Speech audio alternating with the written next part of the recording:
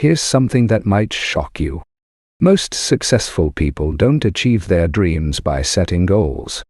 In fact, focusing too much on goals might be the exact reason you're not getting the results you want in life. What if I told you that the gym regular who's been in amazing shape for 5 years doesn't think about fitness goals anymore? Or that the best-selling author who writes 3 books a year stopped setting writing goals long ago? Today, we're going to explore a completely different approach to achievement that has transformed millions of lives, including my own. It's called systems thinking, and by the end of this video, you'll understand exactly why systems beat goals every single time. We're talking about the difference between goals and systems, and why understanding this difference will completely change how you approach success in every area of your life. Before we jump in, let me ask you something. How many times have you set a goal, felt excited about it for a few days or weeks, and then watched as your motivation slowly faded away? Maybe it was a fitness goal, a business target, or learning a new skill. You started strong, but somewhere along the way, life got in the way, and that goal became just another item on your list of things you didn't follow through with. If this sounds familiar, you're not alone. Research shows that 92% of people who set goals never actually achieve them. But here's what's interesting. It's not because these people lack willpower or motivation. It's because they're using the wrong approach entirely. Today I'm going to share with you the approach that changed everything for me and thousands of others.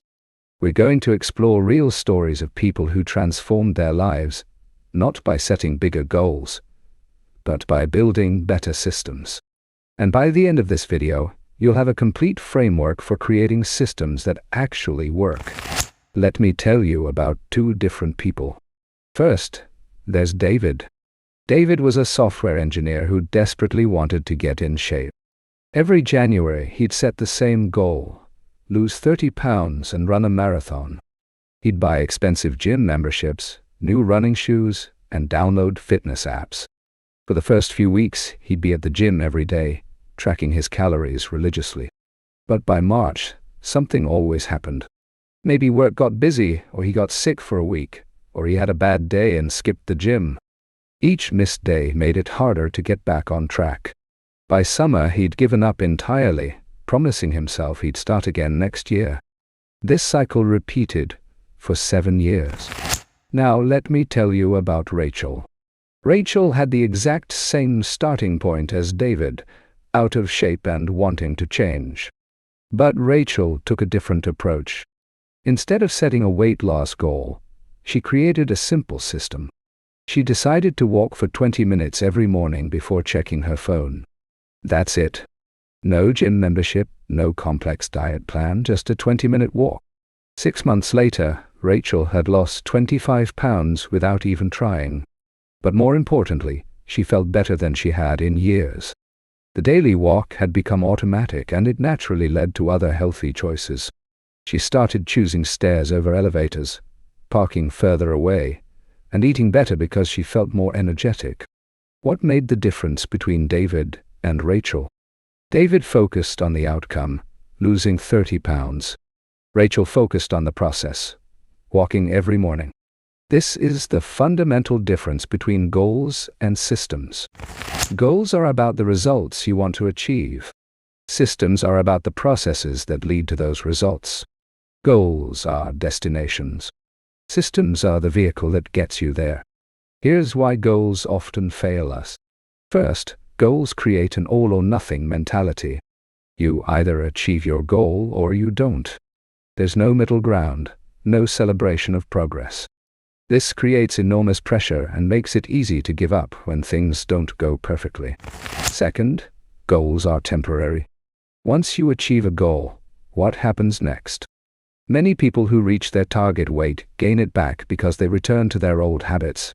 They were focused on reaching a destination, not on building sustainable practices.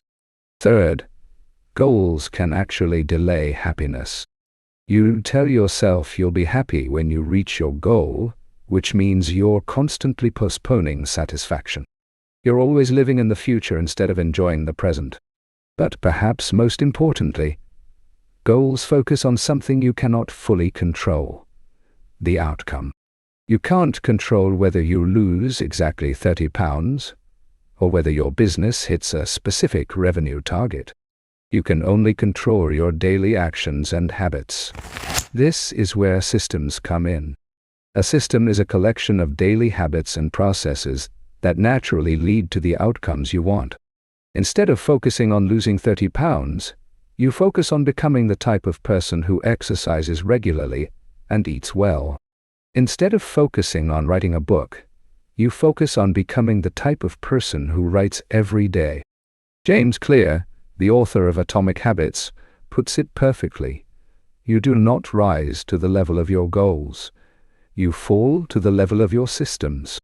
This means that your results are not determined by your goals, but by the systems you put in place to achieve them. Let me share another story that illustrates this perfectly. 2 years ago, I met Sarah, an aspiring entrepreneur who had been trying to start her online business for 3 years. She had set goal after goal: launch in 6 months, make $10,000 in her first year, quit her job by year 2 in her. But she kept pushing back her launch date because nothing ever felt ready enough. When Sarah shifted her focus from goals to systems, everything changed. Instead of focusing on launching perfectly, she created a system where she would work on her business for 1 hour every morning before her day job. Just 1 hour, consistently. Within that hour, she had specific activities: 20 minutes of content creation, 20 minutes of product development, and 20 minutes of marketing. 8 months later, Sarah's business was generating enough income for her to quit her job. But here's the beautiful part. She never felt the pressure and anxiety she used to feel when she was goal-focused. Every day, she simply showed up to her system, and the results took care of themselves. Now that we understand why goals fall short, let's dive deep into what systems actually are and how they work. A system is like a machine that produces results automatically once it's properly set up and maintained. Think about successful businesses. McDonald's doesn't succeed because they set a goal to sell hamburgers. They succeed because they have systems for everything: how to cook the food, how to serve customers, how to train employees, how to maintain quality. These systems run automatically and produce consistent results. The same principle applies to personal achievement. Successful people aren't more motivated or disciplined than everyone else. They have better systems. They've automated the behaviors that lead to success, so they don't have to rely on willpower or motivation. Let me break down the key components of an effective system. First, there are inputs. These are the daily actions and habits that feed your system. For a fitness system, inputs might be your morning walk, your meal preparation on Sundays, and your bedtime routine that ensures good sleep. Second, there are processes. These are the methods and routines that organize your inputs. This might be your workout schedule, your meal planning process, or your method for tracking progress. Third, there are feedback loops. These are the ways you measure and adjust your system based on results.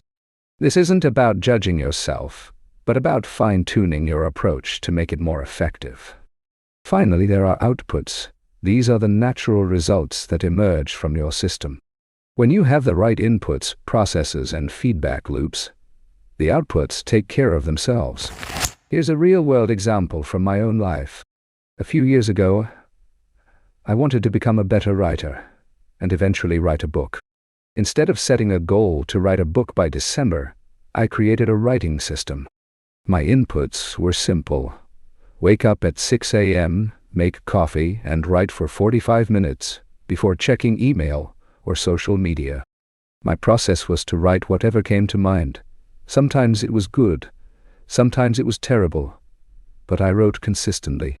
My feedback loop was reviewing my writing every Sunday to see what worked and what didn't. I wasn't judging the quality harshly, just noticing patterns and improvements. The output?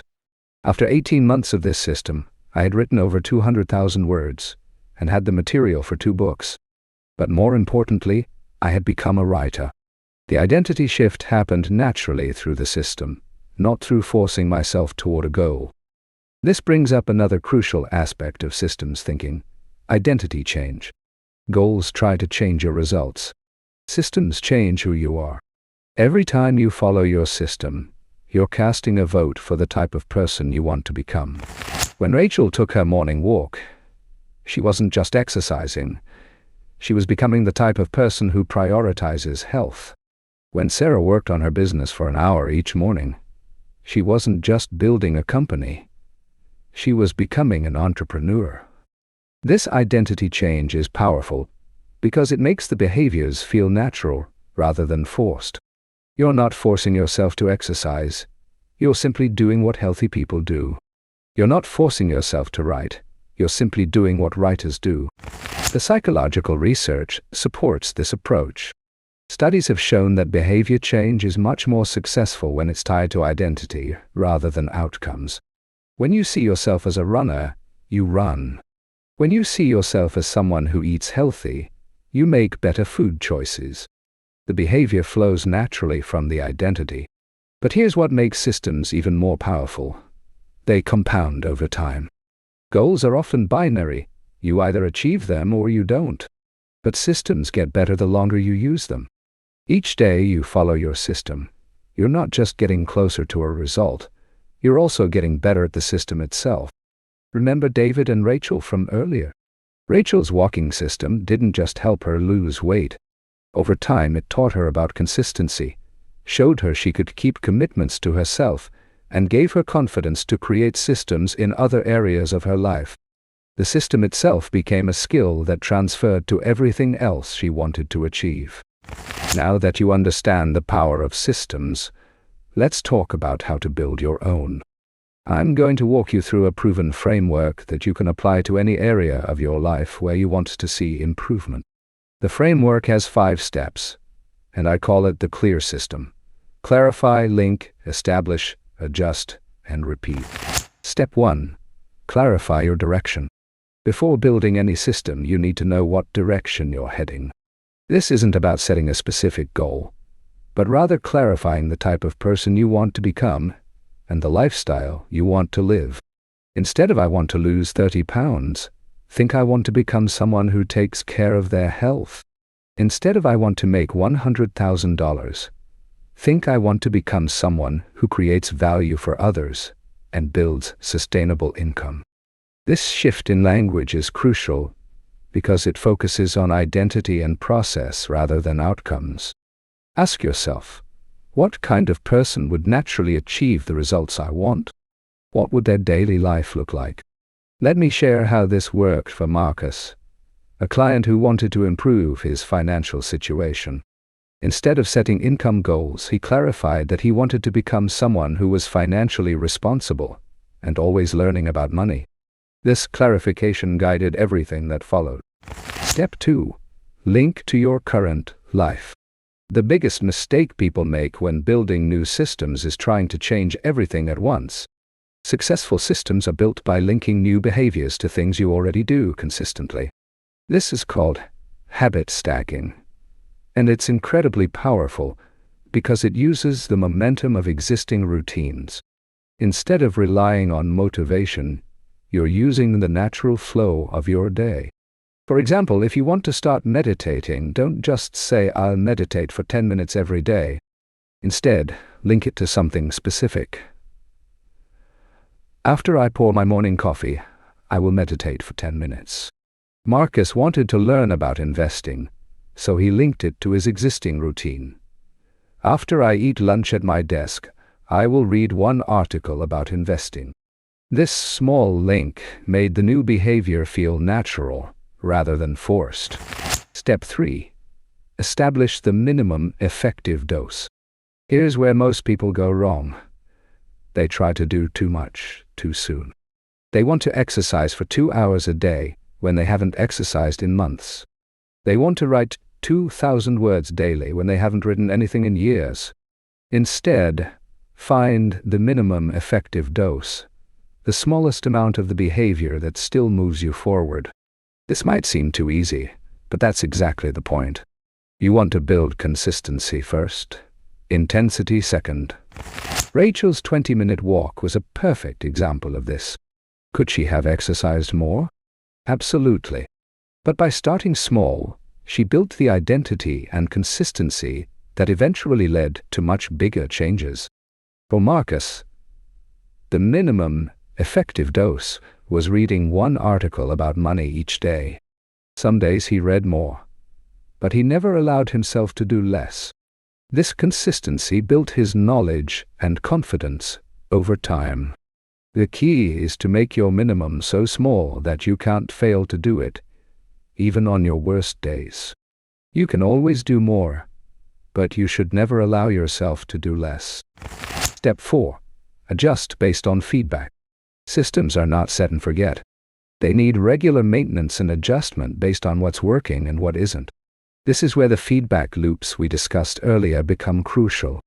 Set up regular review periods, maybe weekly or monthly, where you honestly assess how your system is working. What parts feel natural? What parts are you struggling with?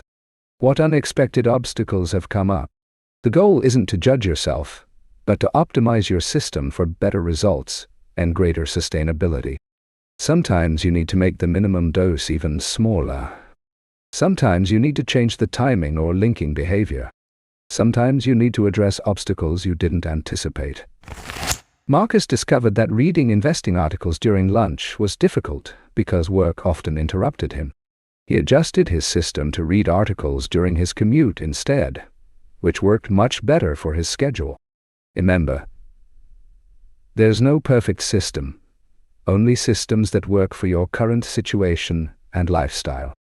Be willing to experiment and adjust until you find what flows naturally for you. Step 5. Repeat and scale. Once you have one system running smoothly for at least a month, you can begin to scale. This might mean extending the behavior. Rachel eventually increased her walks to 30 minutes and added weekend hikes. Or it might mean adding complementary behaviors. Marcus added a monthly budget review to his financial learning system.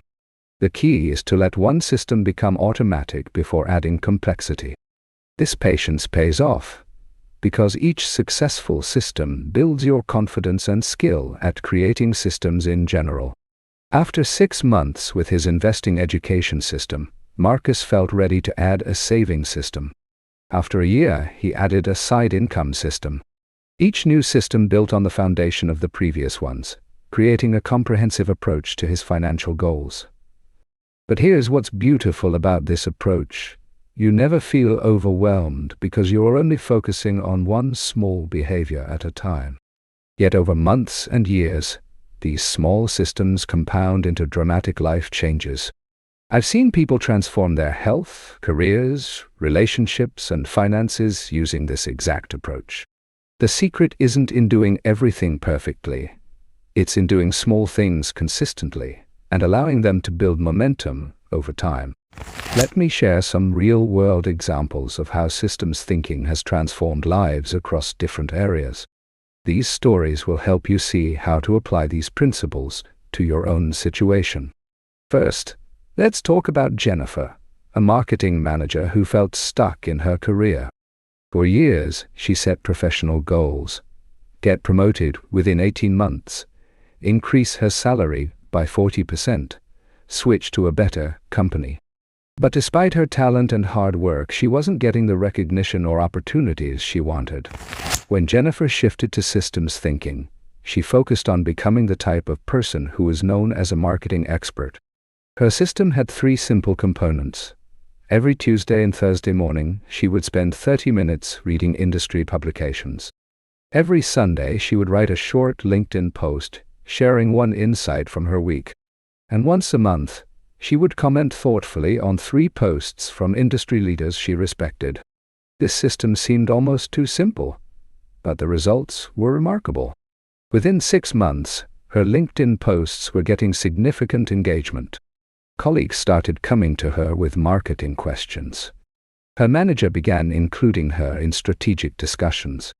A year later, she was offered a director position at another company with a 50% salary increase. The beautiful thing about Jennifer's story is that she never felt like she was networking or building her personal brand, activities that felt forced and uncomfortable to her. She was simply following her system of learning and sharing, which naturally positioned her as an expert in her field. Now, let's look at Tom's story. Tom was drowning in debt and living paycheck to paycheck despite having a decent income. He had tried budgeting apps, debt consolidation, and even met with financial advisors. But nothing stuck because he kept focusing on the big numbers: his total debt, his target savings amount, his desired net worth. Tom's money system was brilliantly simple. Every morning with his coffee, he would check his bank balance and write down one number: how much he spent yesterday. That's it. No complex budgeting, no guilt or judgment, just awareness. This tiny habit created a powerful feedback loop. For the first time, Tom was truly aware of his spending patterns. He started noticing that he spent more on days when he was stressed or bored. He saw how small purchases added up over time. This awareness naturally led to better choices without any forcing or deprivation. 6 months later, Tom had his first emergency fund ever. A year later, he had paid off 2 credit cards. But more importantly, he had become someone who was conscious about money. The system had changed his identity, not just his bank account. These stories illustrate several key principles of successful systems. First, they're ridiculously simple. Jennifer didn't try to become a thought leader overnight. She committed to reading twice a week and posting once a week. Tom didn't attempt a complete financial overhaul. He just tracked one number daily. Maria didn't schedule elaborate mother-daughter activities. She just asked one question and listened for 5 minutes. Second, they focus on becoming rather than achieving. Jennifer became someone who stayed current with marketing trends. Tom became someone who was aware of his spending. Maria became a mother who was present and curious about her daughter's life. Third, they create positive feedback loops. Each small action reinforced the identity change and made the next action easier. Jennifer's growing expertise made learning more enjoyable. Tom's increasing awareness made better choices more natural. Maria's deeper connection with her daughter made their conversations more rewarding. Finally, they compound over time. None of these people saw dramatic results in the first week or even the first month.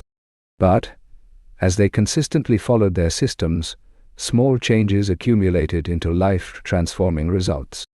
As we wrap up today's exploration of systems versus goals, I want you to imagine your life 1 year from now. But instead of imagining some distant achievement or accomplishment, I want you to imagine who you've become through the daily practice of systems. Picture yourself as someone who consistently follows through on commitments to yourself. Someone who has built sustainable habits that serve your long-term vision. Someone who feels calm and confident because you trust your process, regardless of daily ups and downs. This isn't fantasy. This is exactly what happens when you shift from goal setting to system building. You stop being someone who occasionally succeeds and sometimes fails, and you become someone who consistently moves in the right direction. Here's your challenge for this week. Pick one area of your life where you've been setting goals, but not seeing the results you want. Maybe it's health, money, career, relationships, or personal growth. Now, instead of setting another goal, I want you to build one simple system using the clear framework we discussed. Clarify the type of person you want to become in this area. Link one small behavior to something you already do consistently. Establish the minimum effective dose.